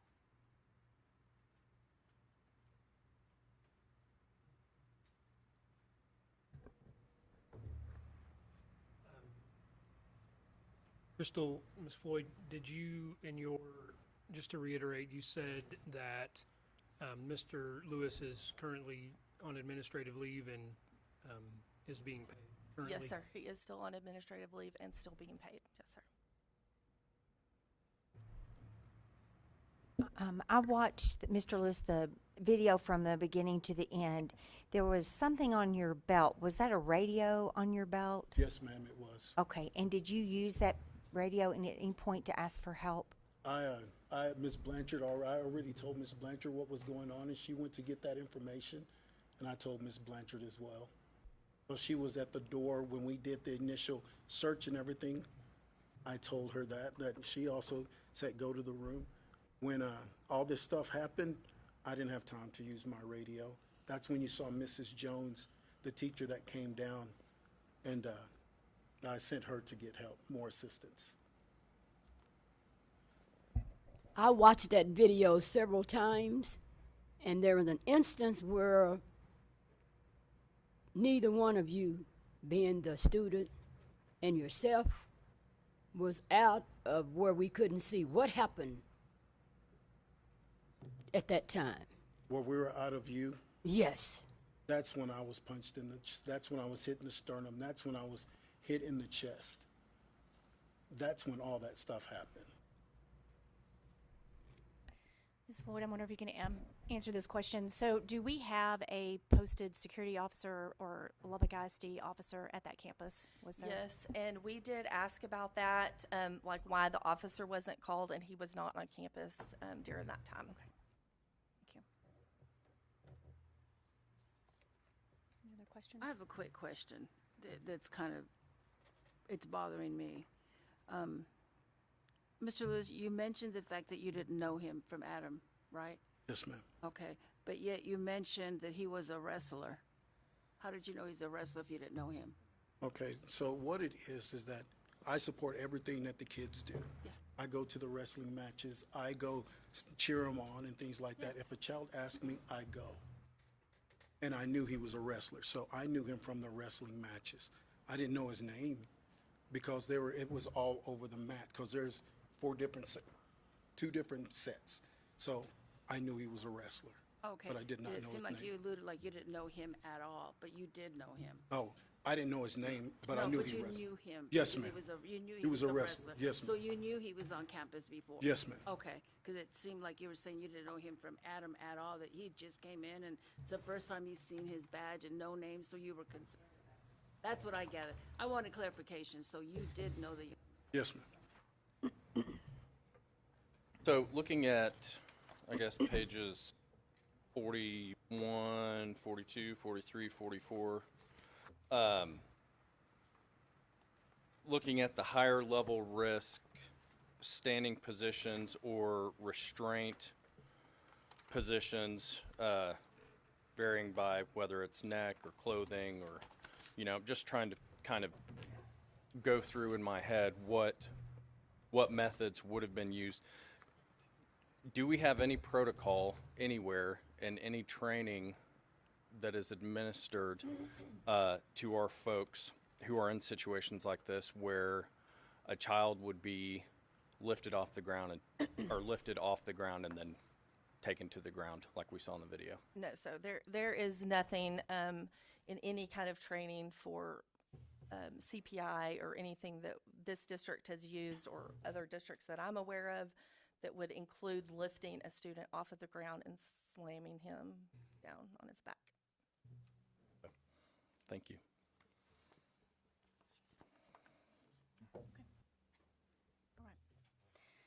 Now that the board has heard the grievance, the board has the following options. 1, it may grant the grievance and provide appropriate relief. 2, it may deny the grievance and uphold the decision of the administration. Or 3, it may grant the grievance in part and deny the grievance in part, modifying the decision of the administration. Or 4, it may make no decision. The board will now deliberate in open session.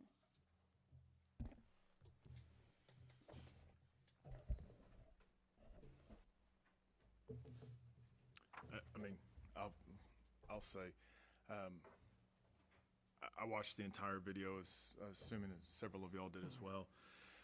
I believe Mr. Lewis when he says he cares about the students, but there's no way I can watch that video and say that anything within that was authorized. The kid at no time from the first second of the video to the end of the second provided any kind of threat or danger.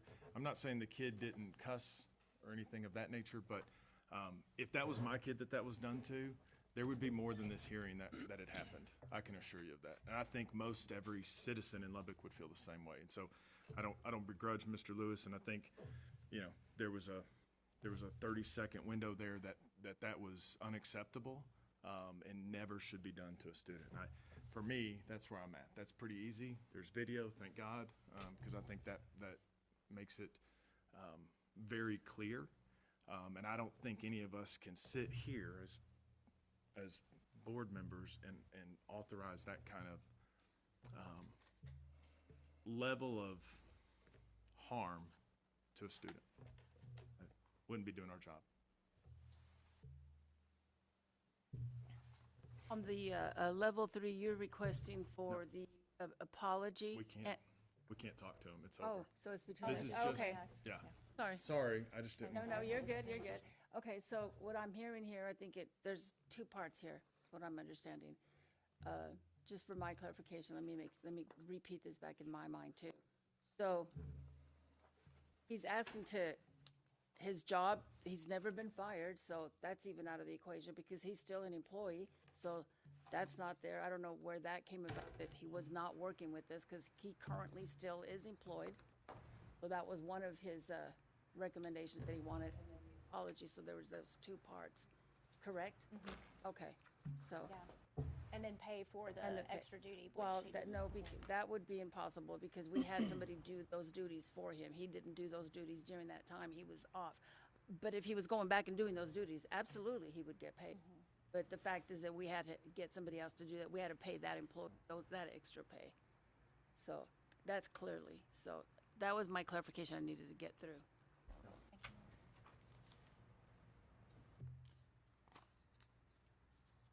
Okay. Comments? Any other discussion? Well, what, and so, since there wasn't, there's that time frame where as Ms. Lawson just said, where it's back there, and we didn't see what had happened and don't know of anything, nor heard anything, that is the only video, correct?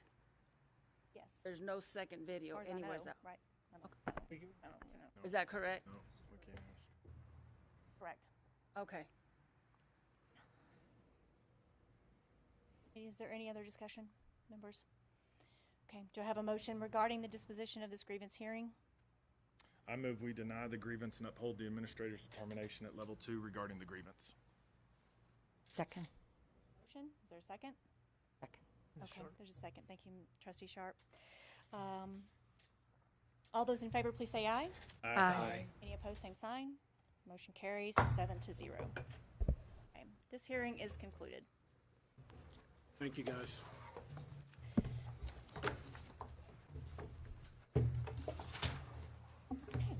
We do have need for an executive closed session. So executive closed session will be held under the provisions of Texas Government Code, Chapter 551. It is 8:57 a.m. and we are adjourned to closed session. All right.